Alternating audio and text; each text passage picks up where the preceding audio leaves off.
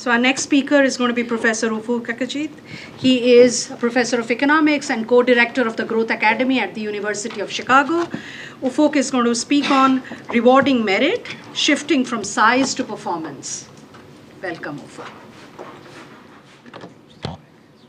Thank you very much. Thank you all for coming.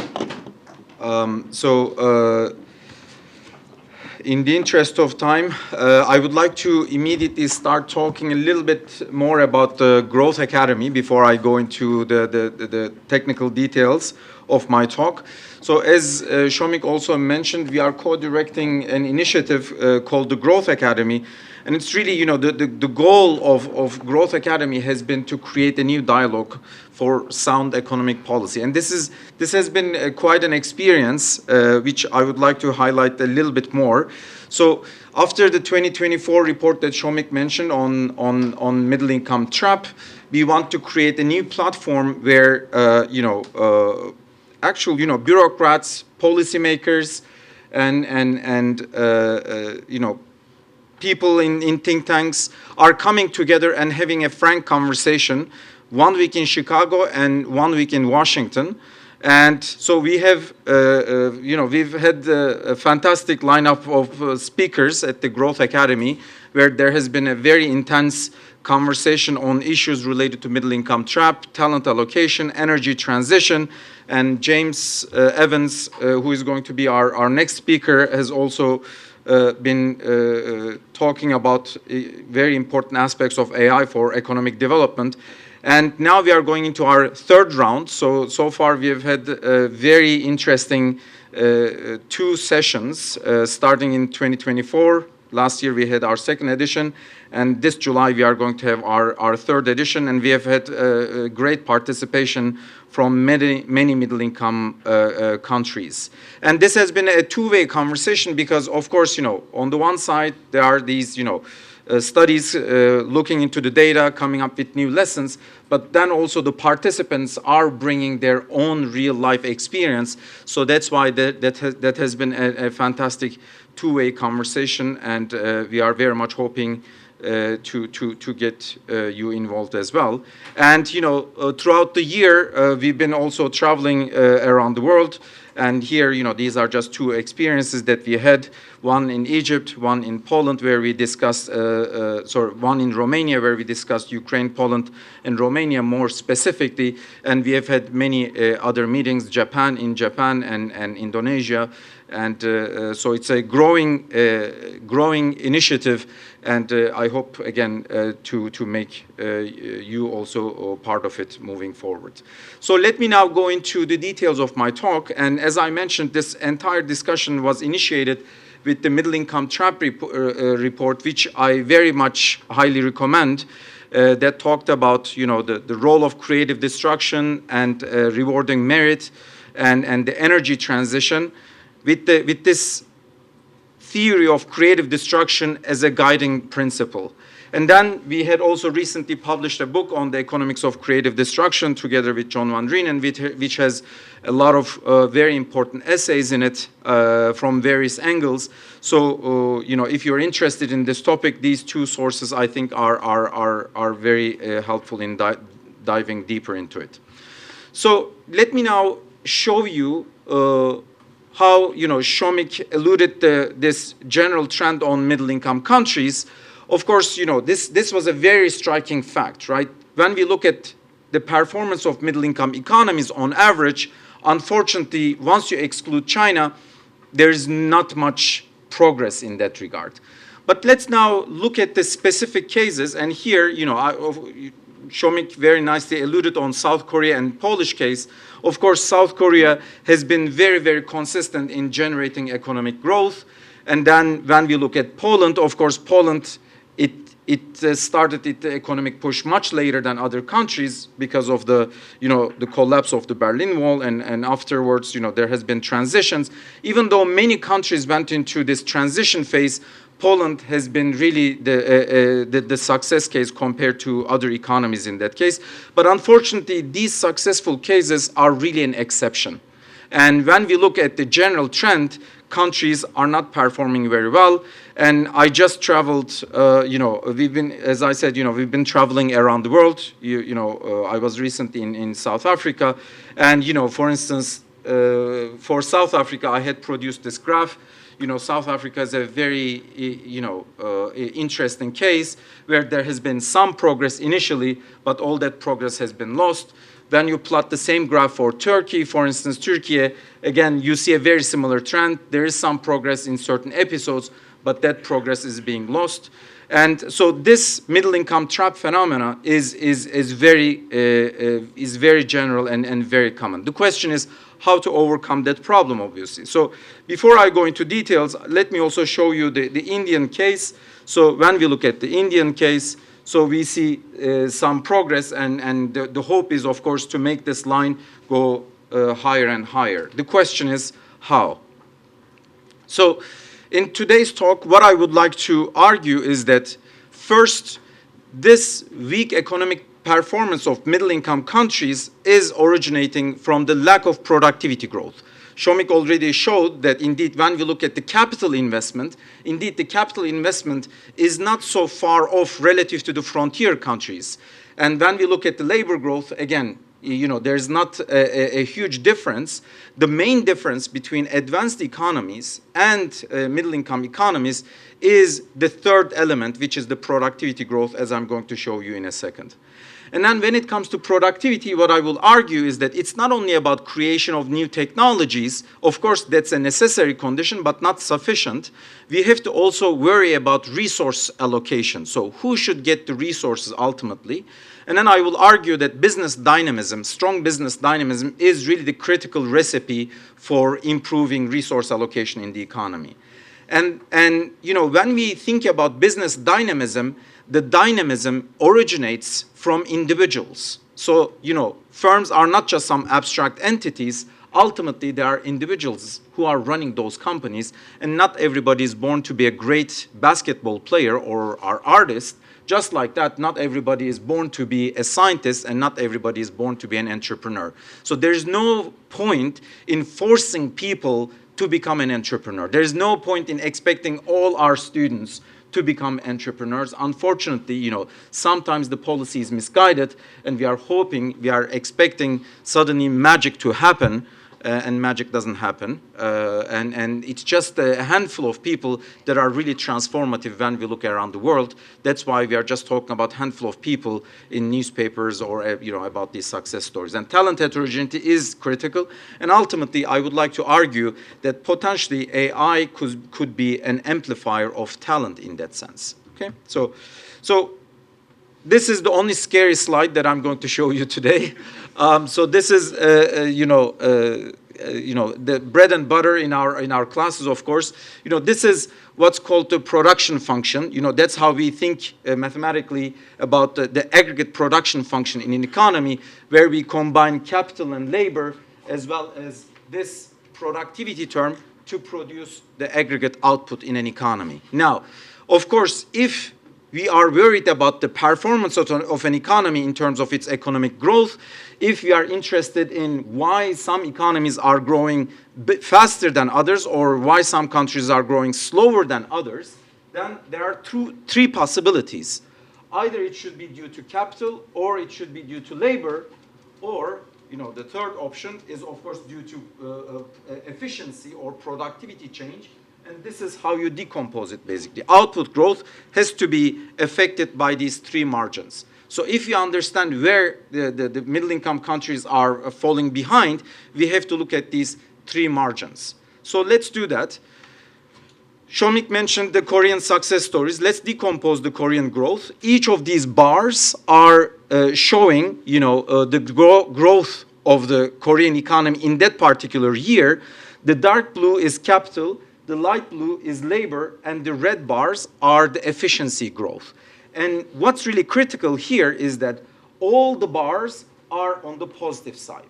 Okay, this means that when Korea was growing steadily, it was thanks to capital growth, it was thanks to labor growth, but it was also thanks to the efficiency growth. All the red bars are on the positive side. Now, Again, Poland was our second success story. So let's look at the Polish case. Again, the story is very, very similar. Not only there is, capital accumulation and capital growth, but there's also, on the positive side, there's also efficiency growth. Okay? So now I showed you the South Africa case, where the South Africa couldn't grow over a long period of time, and we replicated this graph for many, many countries. We just don't have the time, but I just want to show you the same graph for South Africa. So this is the growth coming from capital and labor. They are all on the positive side, right, in general. But when we look at the efficiency growth or productivity growth, 50% of the time there's positive growth, 50% of the time there's efficiency loss. So as a result, in the long term, there's no efficiency growth in African case, in South Africa case. But when you replicate this exercise for almost all middle income economies, you just observe the same pattern. So the secret sauce or missing secret sauce for healthy economic growth is the lack of efficiency growth in these economies. Okay, so then the question is, how do we ensure that these red bars are not, 50% of the time on the negative side, but they are predominantly on the positive side? And that's exactly where, we should go to the next point, which is, what is productivity growth? What is efficiency growth? Efficiency growth is whenever we have the resources, we are putting things together. We are all, for instance, spending time to come up with a new idea or to write a new paper.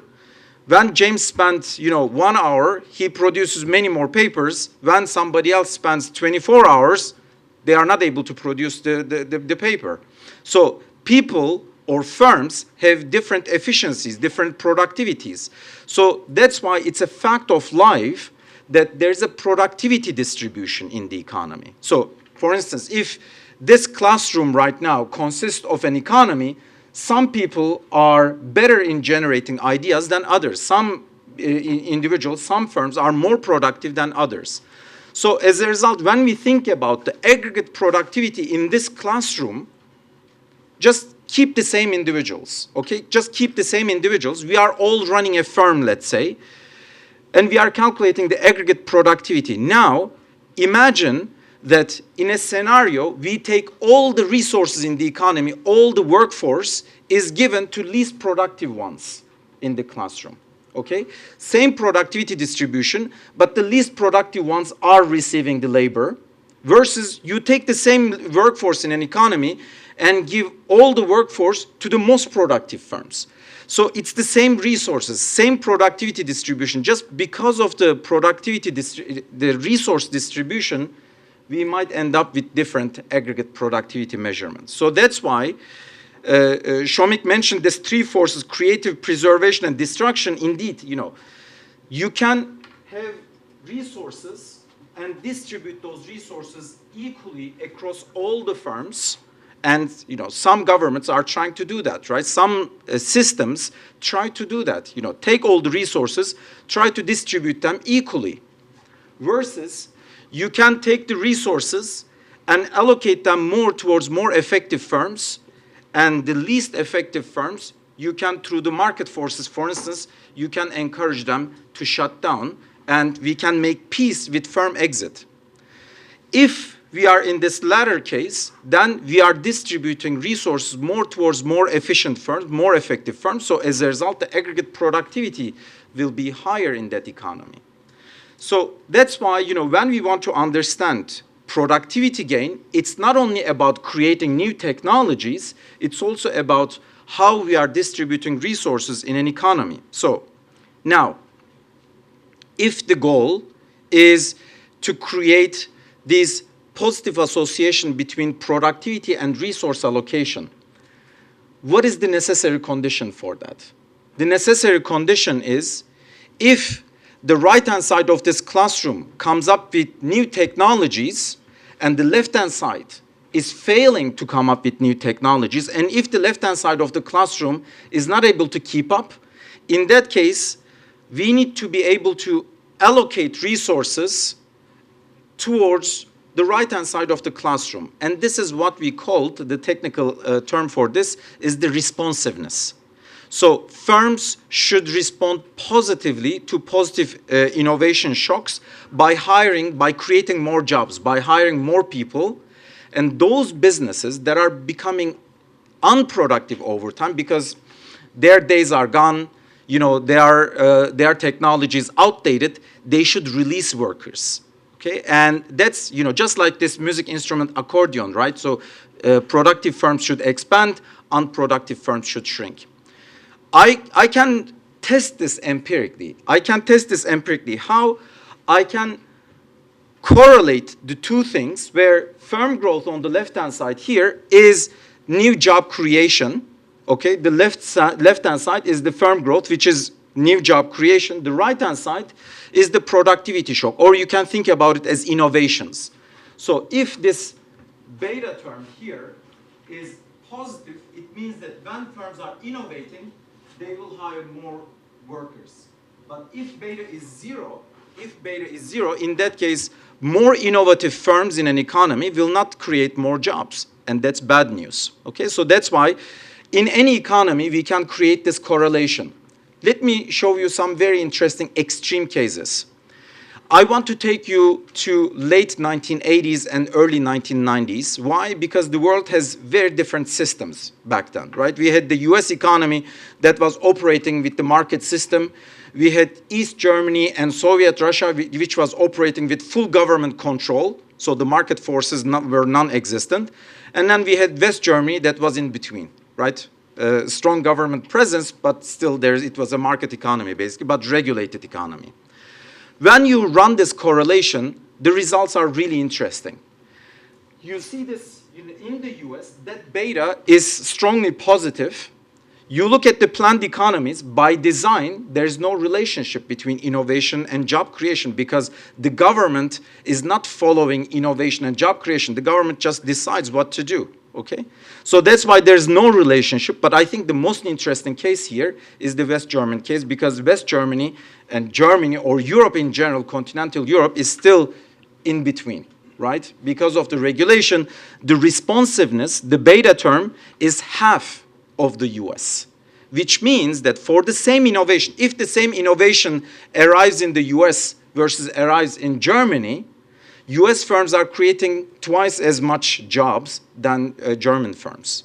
So this means that it's not only about R&D and innovation, it's also about having liquid input markets, right? So if the markets are heavily regulated, then for the same innovation, you will end up creating less jobs, okay? So if markets are not liquid as much, so then ideally what we want is the goal shouldn't be just having large firms, right? Because sometimes the policymakers in developing countries especially are saying, look, these firms are too small in our economy. We should grow our firms because when you look at the US, for instance, the firms are larger. So the measure of success is having larger firms.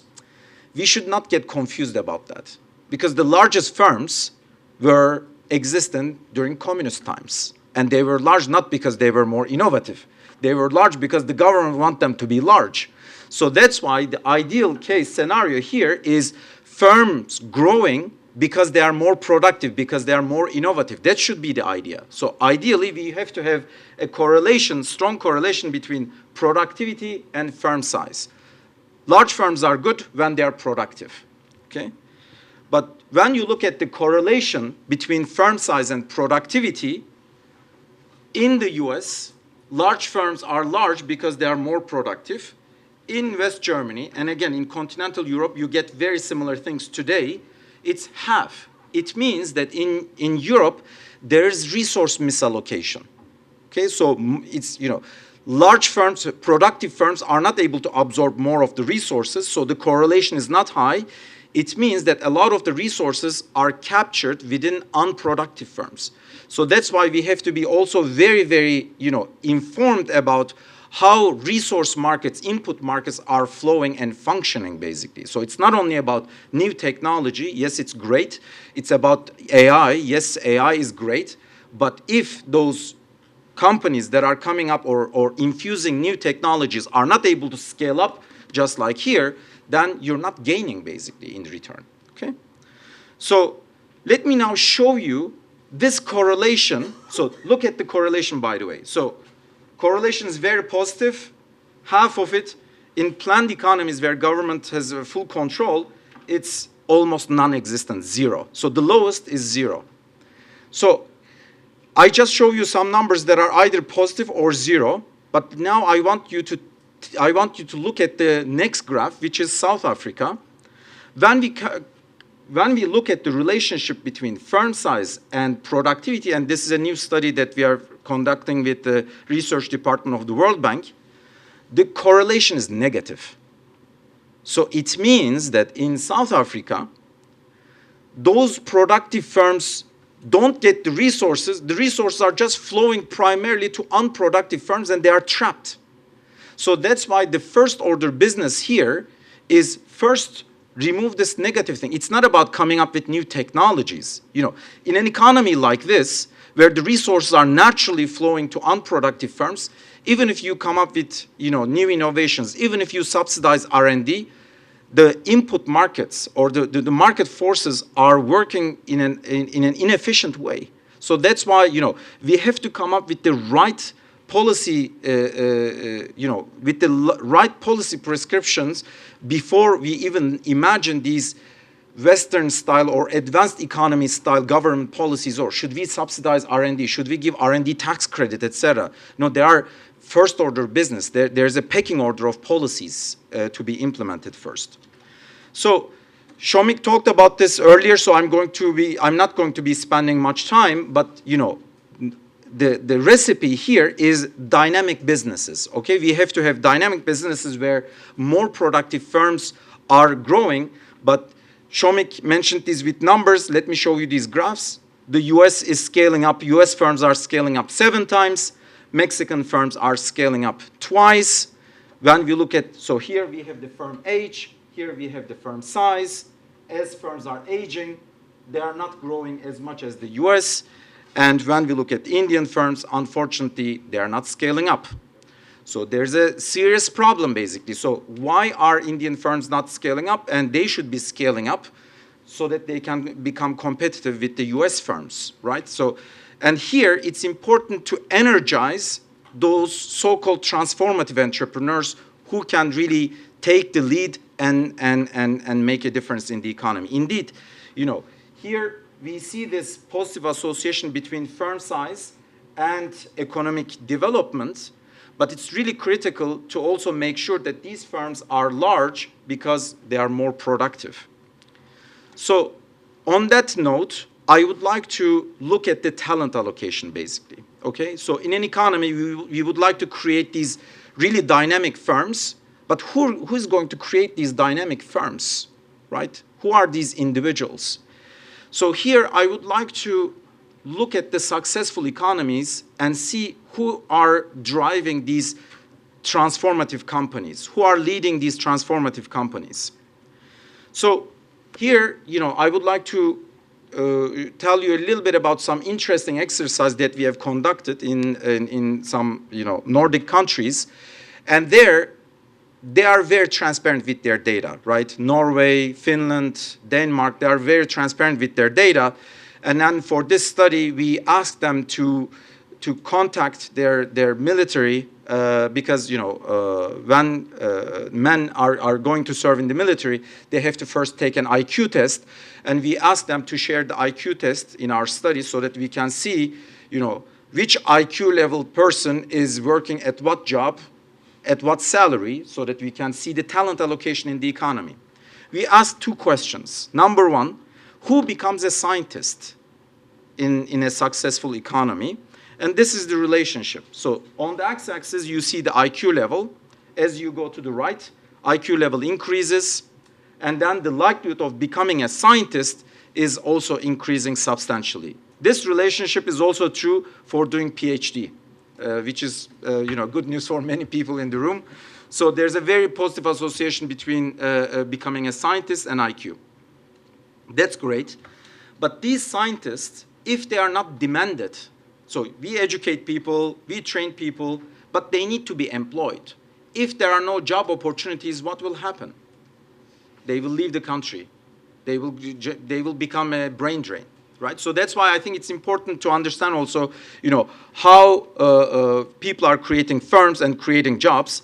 The next question we asked is exactly what you have also in mind. What is the relationship between IQ and becoming an entrepreneur?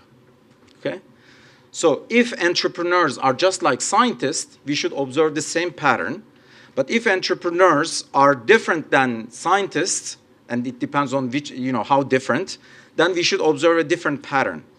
So who thinks that there will be a strong positive association between IQ and entrepreneurship? Okay. Who thinks that there will be much weaker relationship between entrepreneurship and IQ? Okay, so there are a lot of people who are being harsh on entrepreneurs. The relationship is negative.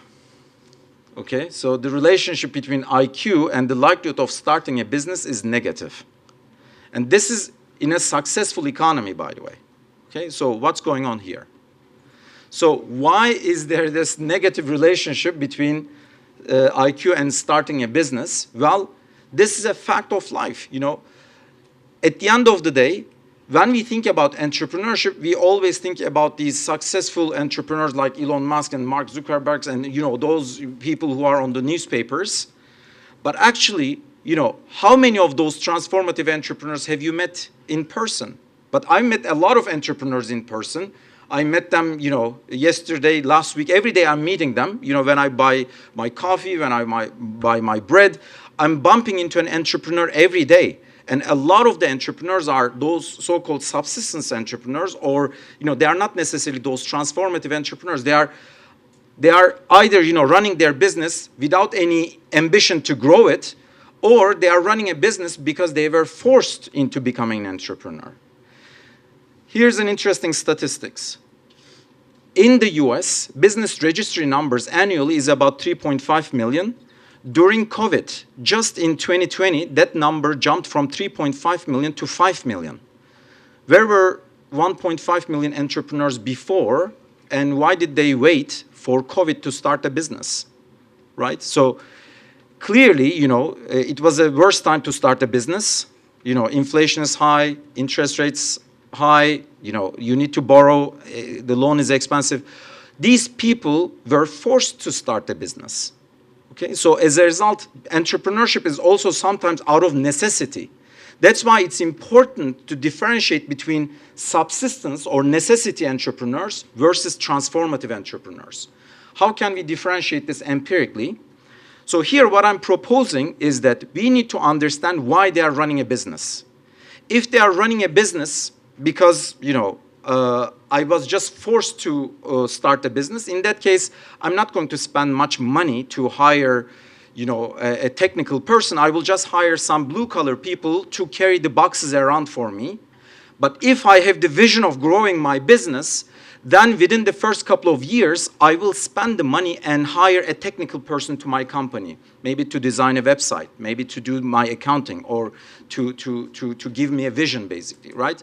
So in the data, I know who is hiring who. So as a result, I can ask the following question. If within the first 3 years, if they are hiring a technical person to their company, then they have the vision of growing their business. And I will label them as transformative entrepreneurs. Is that clear?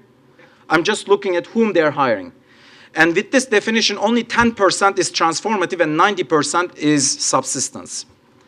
So this is the relationship between IQ and the likelihood of being a subsistence entrepreneur. It's the majority of the data, 90%, so that's why we have this negative relationship. No surprise there. What about the transformative entrepreneurship? It's very strongly positive. So those people who are already hiring a technical person early on in their life, they are also a very high IQ people. Okay, so these people seems to be already showing some different characteristics, but you might say, hey, why do you care about their IQ? I care about job creation. So I don't care who, whatever the IQ level is, as long as they create the jobs. So what I'm going to do next is I'm going to look at the life cycle of their firms that's being created by subsistence versus transformative entrepreneurs, and they're massively different. Those businesses that are founded by subsistence entrepreneurs, as you can see, their life cycle is very flat, just like the typical middle-income economy. But when you look at the businesses that are founded by transformative entrepreneurs, they just keep growing and growing and growing. It means that these people are really making a difference, and these people are creating jobs. So this is important for policy and resource allocation also. The policies should not trap resources in the hands of these subsistence entrepreneurs. And many policies, as Shomik also mentioned, is trapping, by, for instance, small business subsidies can be necessary if they're addressing some market inefficiencies. But overdoing it and just, giving bluntly, these micro business subsidies are also making a lot of the resources being trapped within the hands of the subsistence entrepreneurs, and the government runs out of resources to support transformative entrepreneurs. So that's why when you look at life cycle of firms, they come up to a certain level with their internal resources and they stop growing. So that's why I think it's really important to keep in mind that not everybody is born to run a successful business. That's why rather than thinking about success, the size of the business, thinking about the performance and making performance-based evaluations and thinking about government policy being performance-based is extremely important rather than just size-based. Because if there's a small business that's 50 years old, I know that that business is not going to grow. But if a business is small and then it's just 3 months old, then it has the potential. So that's why I think we have to add additional information to our policy making, right? When we just look at the large firms, why is it large? It can be large because they are getting some preferential treatment, but they can be large because they are very productive. So that's why when we look at the large firms, it's also important that we have to make sure they are large because they are productive and they keep becoming productive and innovative. So that's why size should be combined with additional dimension. Rather than doing one-dimensional policy discussions, we have to have two-dimensional, at least two-dimensional policy discussion with size combined with productivity or performance in general. So, indeed, education is really, really critical in that sense. And this was important even in the historical US. Rather than just looking at the modern data, it's also important to look at historical episodes because the early 20th century US is also very informative because US back then looks like, a low-income economy from today's perspective, but they managed to grow very, very fast. So what happened? We did an interesting study there by looking at the census, historical census records. By combining it also with historical patent records, we asked a very simple question. Who was more likely to innovate a new technology in 1930s and 40s in the US? Back then, college degree had a very strong predictive power, college degree. And today, it's the PhD degree that has the most predictive power in terms of innovation and technology. So that's why, rather than just thinking about horizontal education policies, we need to also start thinking about vertical education policies. So we need to, of course, I wish we had the resources to educate everybody in the society and give them the most technical education to everybody, but that's not possible. Even the richest country, that's not possible. So concentrating resources towards the right talents and giving this merit-based support is extremely critical. So that's why, the idea should be rather than having more and more and more universities, for instance, we need to also think about first, are we training the right talent at the top of the distribution because they are making the difference, right? When we think about Nobel laureates, Shomik mentioned the Nobel Prize recently. When we think about the Nobel laureates, it's a handful of talents in an economy that are really leading the way. And that's why I think it's really important to think in that dimension. In the last few minutes, I would like to also talk a little bit about AI. And recently we conducted some interesting studies on the use of AI among small businesses in the US, UK, and Canada. I think it can be informative about small businesses also in developing countries. So, when we think about AI adoption, what is AI adoption? When you ask people, everybody's using AI. Everybody, stop someone on the street, they use AI. But is this really what we think economically that's meaningful? We conducted some surveys among small business owners and we asked them, are you using AI? 75% of small business owners said, yes, they are using AI. Okay, that's the left graph. Then we looked at their bank accounts, and we looked at what they're spending their money on, their credit card expenses. And if they're really valuing AI, they would subscribe for, you know, ChatGPT, Claude, Gemini, etc., and then they would pay for it.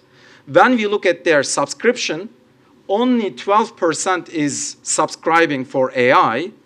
And when we ask who are really the serious subscriber, who are paying more than $100 a month, less than 1%. So still, we are at a very early stage of the game. So small businesses are still in the experimentation stage.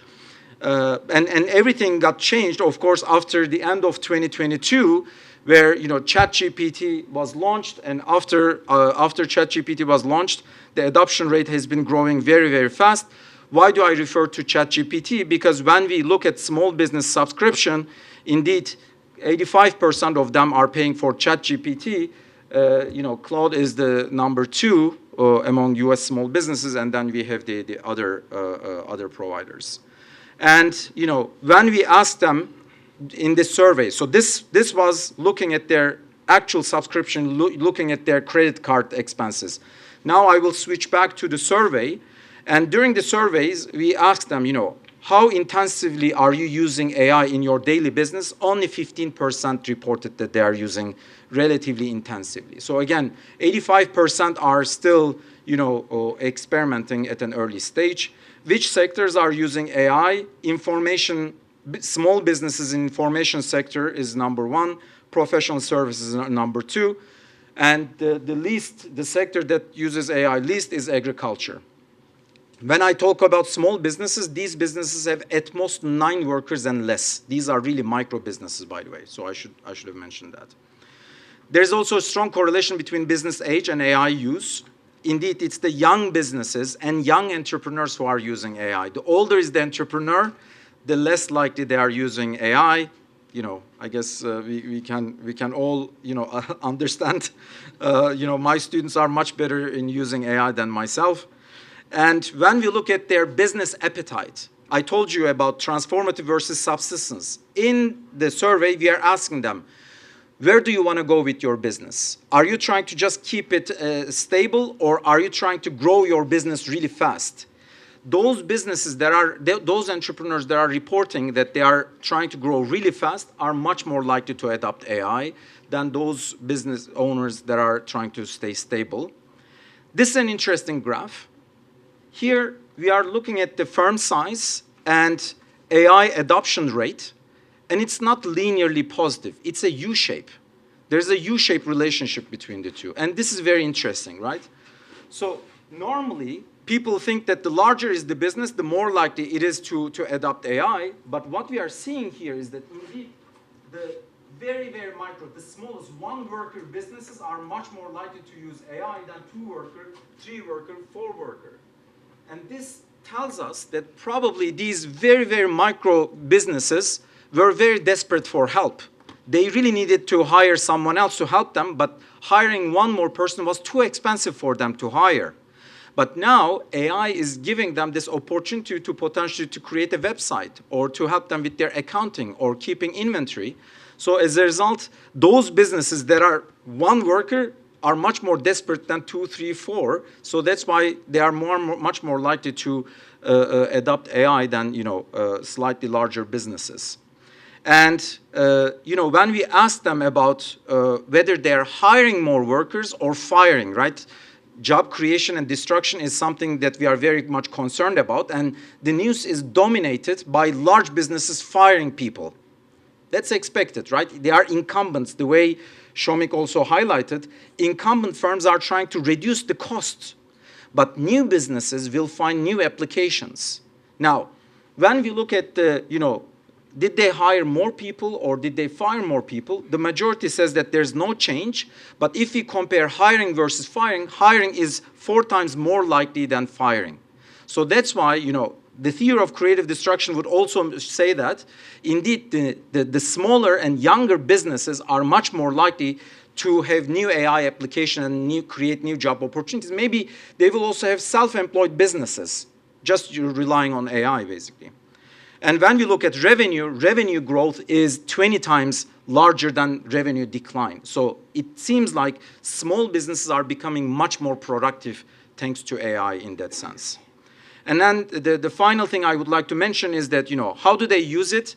They are primarily using it for marketing, customer service, and the least they are using it is for legal. So they don't trust on AI yet. They still want to go with an actual individual. The final thing, when we ask them, why they are not adopting it, if they are not adopting it, number two is the privacy concern, but number two, and this is very, very important, is the lack of knowledge. So that's why I think informational training and campaigns are an important policy implication moving forward. So on that note, maybe this is one more thing, which is important. Of course, AI can be used if the complementary infrastructure is in place. And for instance, you need to have electricity, you need to have internet, right? And if there's no electricity, those countries are already starting the match, 1-0 behind, or 10-0 behind potentially. And when we look at, for instance, countries experiencing power outages, Africa is experiencing a huge power outage. So yes, AI is creating golden opportunity for developing countries moving forward, but if there are these complementary infrastructure is not in place, the train will be missed, right? The ship will sail, and advanced economies will become even richer in that case, and developing countries will just fall behind and behind and behind. And that's why AI is creating great opportunity for catch-up for developing countries if the governments are taking the right steps. But if the right steps are not taken, this can make things even worse, basically. So on that note, let me stop and turn to your questions. Thank you very much. Thank you.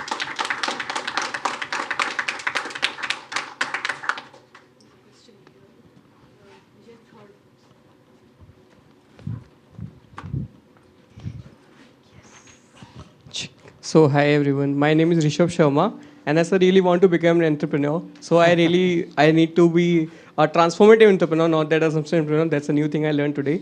So I just want to ask you that what are some early signs or metrics that our individuals should look out so that they become a transformative entrepreneur and they change the human behavior. And just in addition to it, world leaders like Elon Musk says that we are at a time that we no longer need humans to do work. AI will do all the work. So when world leaders says these kinds of sentences, then it creates a tussle in the economy. So how do you look at it? Yeah. No, so one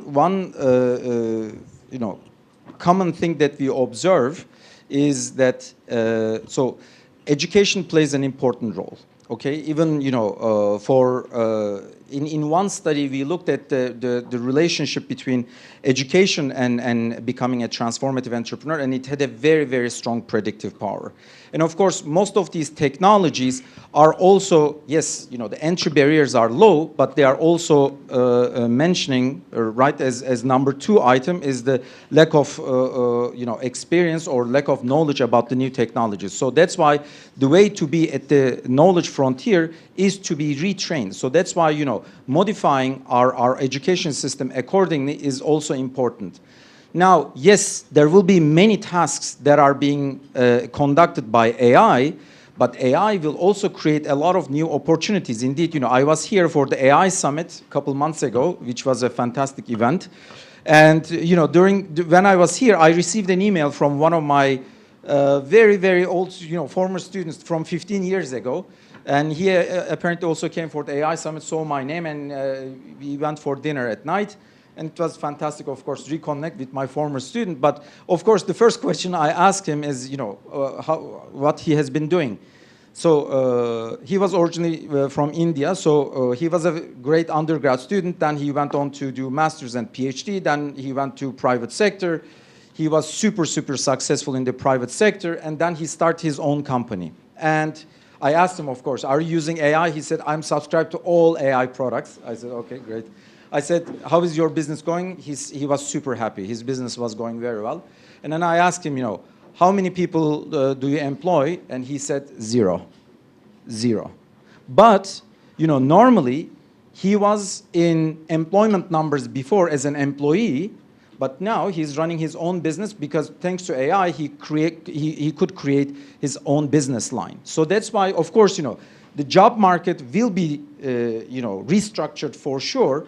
But there will be also, in the past, for instance, we were worried about self-employed people. It was seen as something negative. But I think, the way I will start looking at the self-employed people will be also very, very different from now on. Because I'm also expecting small businesses getting smaller and more effective. I think on the extensive margin, we will see a lot of gains. So we shouldn't just be focusing on what's happening to incumbent companies. Yes, Oracle will fire 30,000 people.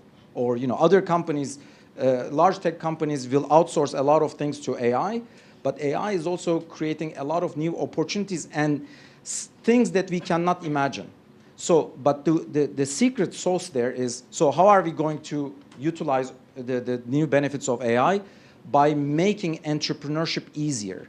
We should have less red tape, basically, right? We should allow people to experiment, and people should experiment their ideas, and if they are shutting down their business, they should shut down business. And as policymakers, we should also not stress about business shutdowns either. So as long as we make peace with exit and entry, experimentation is the secret sauce. The way we are advising our students is try new ideas. Don't get fixated by one thing. Don't get attached to one idea. Try experimenting. And markets are benefiting with experimentation. So that's why there will be this shakeout process with AI. I should also mention that there will be a transition, right? There will be a transition. Initially, there will be a build-up, and then the numbers will come down. And that's what happens with all technologies, transformative technologies. Those economies, those markets that are allowing for experimentation are typically on the winning side of technological revolutions. And that's why I think it's very important from a policy-making point of view to allow for new experimentation. Next question. Gentleman, the last row. It's a very fascinating presentation. My question is an age-old question. What implications it will have for distribution of income, this efficient allocation of resources? Yes. Because Nobel laureates like Joseph Stiglitz, they say that inequalities are important for determining the size of the market. So, of course, the Schumpeterian theory, I think, is great guidance in that regard. So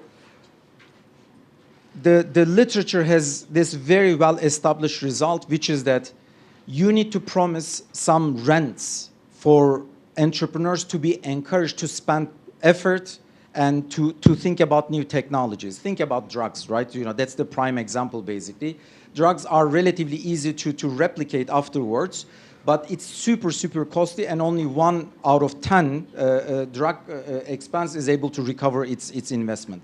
So unless you promise rents, companies ex ante will not invest in innovation efforts, right? So that's why, we have to make peace with some rents that will be encouraging firms dynamically. From a static point of view, rents are distortionary, and from a static point of view, it's welfare reducing. But from a dynamic point of view, it incentivizes innovation, it incentivizes effort to come up with new productivity improvements.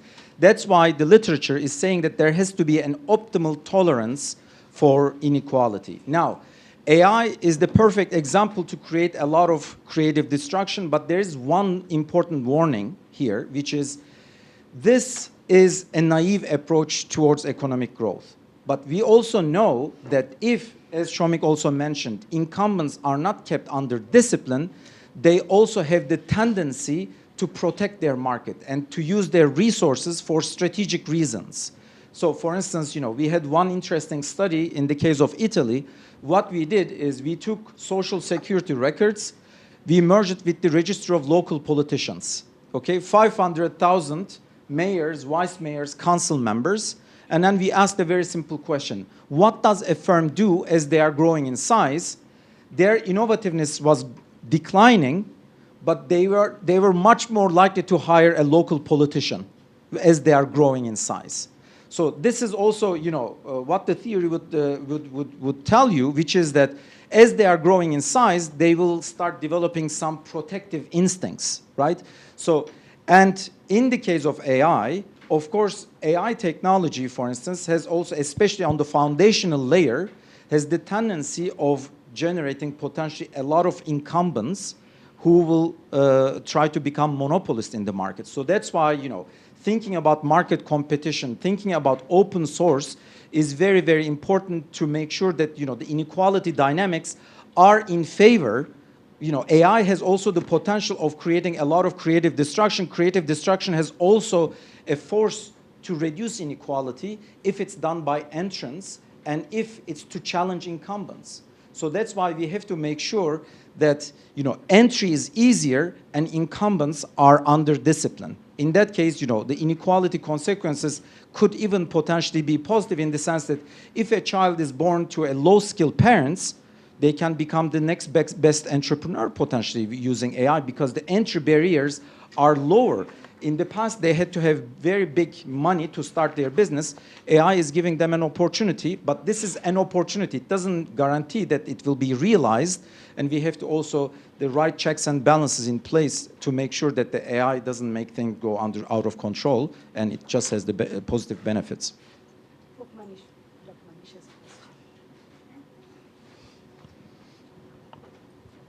Thanks for a great talk. I was also curious, have you also looked at the correlation between these highly successful businesses and the percentage of their revenue that they spend on R&D? Because at least that's one of observation that many of us have made in India, that Indian firms spend a very low percentage of their revenue on R&D, and no wonder they don't succeed.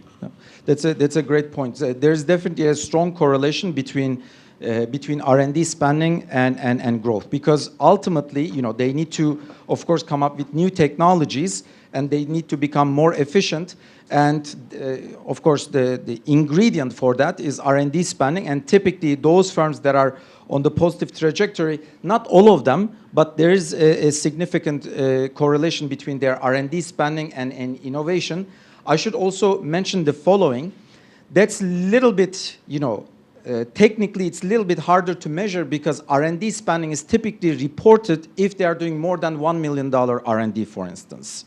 So they have to, or $500,000 R&D spending. So that's why when they are at an early stage, they are still under that threshold, and it's hard to observe whether they are spending in R&D or not. That's why in this study, we looked at their hiring patterns. If they are hiring a technical person, effectively this should correlate very strongly with their R&D spending, and that's why this is the way for them to invest in new technologies or business expansion.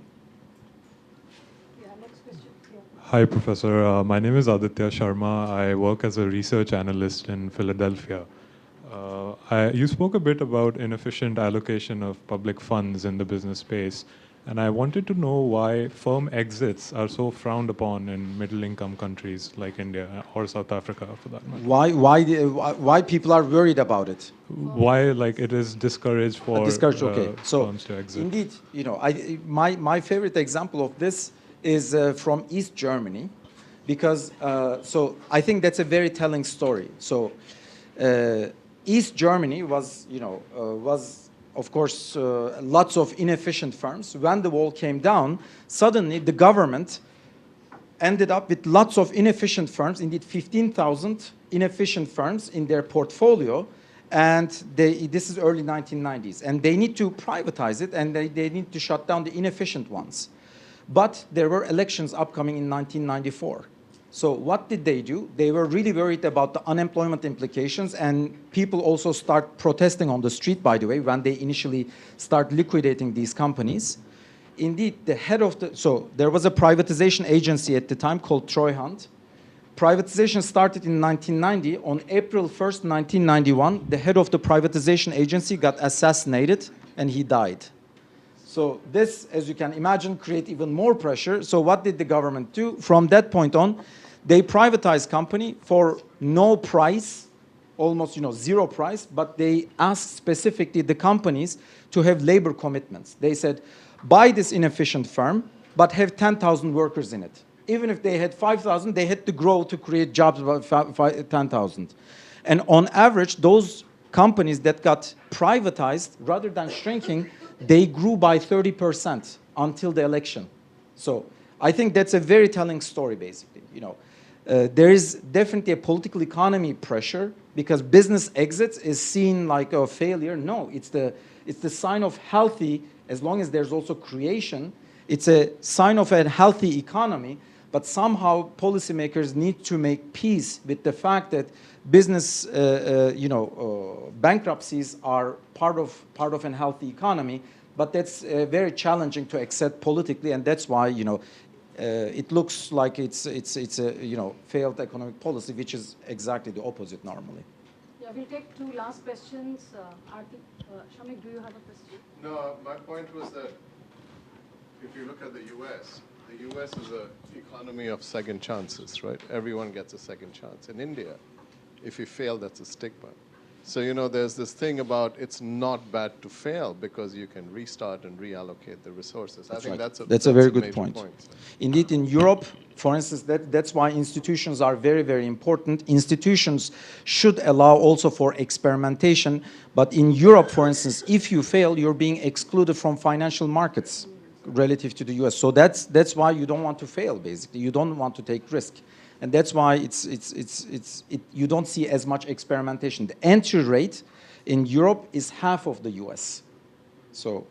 Sorry, we are behind schedule, so we'll just take two questions. Aarti and then the gentleman. Yeah, so thank you for a very nice presentation, but I was appalled by your correlation of high degrees, the PhD, from college education to PhD. But I think India is an outlier because here, the quality of PhD is, by and large, very compromised. So the good PhDs, maybe that could be correlated to high level of, innovation or infusion, as Shamik calls. So otherwise, most of the PhDs are heavily plagiarized, heavily, non-thinking. Also, going back to Shamik's presentation, you were talking about, how incumbency, the Schumpeterian idea. So I think, here we need to think in terms of the large higher education sector, the sector where I work, is that, the private is coming in, but we're seeing that the new entrants are not doing the way they should be performing. So here the incumbents should actually handhold the fresh entrants so that we can see that the public goodness of education remains, and we are not really good in the neoliberal way that we think. So on this higher education thing, it's very important rather than just inflating the numbers, because sometimes policymakers also think that having more university graduates or having more PhDs is a good thing, but then just having more of those doesn't mean much unless they are very well trained and they are very well monitored and they are also very well selected and they are also offered good opportunities. So while there's supply that's being created, there has to be also demand. Otherwise, you can have PhD. Like for instance, when I decided to do a PhD, when I announced this to my family, they said, "Why would you do that to yourself?" That was the advice that I received, because of course the local conditions for PhDs are not great. And when there's no demand, you're just creating universities to boost the economy in the region rather than boosting the education and talent supply. But so I think Denmark is a prime example on this because first Danish government realized the importance of PhD. In 2003, they allocated more resources to strengthen the PhD program, and there you see the size of the incoming cohort doubled. And when you look at the average IQ of the incoming cohort, it went down significantly. Why is this good news? This is good news because it seems like there was a very proper sorting in the system. They didn't get admitted to PhD because they knew someone, but they were being selected already by their ability. And when it was small, it was the highest IQ people. When the pool grew, then it was lower IQ people. So they were really sorting people in the right way. But then the Danish government also provided support to industry to hire those PhDs, saying that I'm going to support the wages of PhDs if you hire them. So as a result, there was an explicit push for creating this awareness about the role of PhD and for companies to hire them. Otherwise, if you talk to business, they say, okay, PhD is a luxury for us. We don't want to hire them. We don't want to pay such high salaries. And then those PhDs who don't receive the expected salary, they leave the country and they look for jobs in the US or other places. So we need to look at the market conditions, and rather than just inflating the numbers of PhDs or college graduates, we have to see if the market is ready to absorb it or not, and concentrate the resources accordingly. And maybe we have to have a fewer of them, but better educated and better monitored PhDs. So that's why, for instance, when you look at the salaries of academics in the US, it's much higher. It's like, people are just like NBA players, there's market also for academics, right? They are changing, there's competition for academics. They are being paid accordingly. If somebody is really productive, multiple institutions are chasing that person. But in other countries, in developing countries, everybody is paid according to how many years they spend in the profession. It's not based on their CV, it's not based on their performance. That's a problem. That's a problem. And that's why, we conducted a study looking at the academic performance of professors. When they're assistant professors, academic performance is increasing. When they're associate professor, it flattens. When they become full professor, it collapses because they have no incentive, right? So the market is not staying alive for them, but it should be, because that's exactly when they can be most productive. And the design of incentive scheme is very, very important. That's why institutional design is at least as important as the policies that we think about. Yeah, one last question, very brief question. I think, Professor, I am Darpan Majumdar. I teach marketing. My question is, I had a few questions, only one question. When you looked at the data of South Africa, I saw that there's a 50% time it was down and 50% it went up. Could you state some reasoning that what happened in South Africa, that 50% of the time there was a splurge on the higher side and 50% on the downside? Mm-hmm. Of course, in South Africa, there's historical problems to begin with, right? During the apartheid regimes, there were a lot of extremely distortionary policies. And then after the apartheid regime was over, then the government tried to also make up for those past problems. But there's a lot of historical issues. For instance, where people are living versus where the jobs are is very distant apart. And people need to travel, long ways. This is just one of the many, many distortions. Or when you look at the labor market regulations, for instance, also, how you can hire or fire is very heavily regulated. Whom you can hire, how you can hire, etc. The market is very heavily regulated. There are a lot of distortionary policies also in place.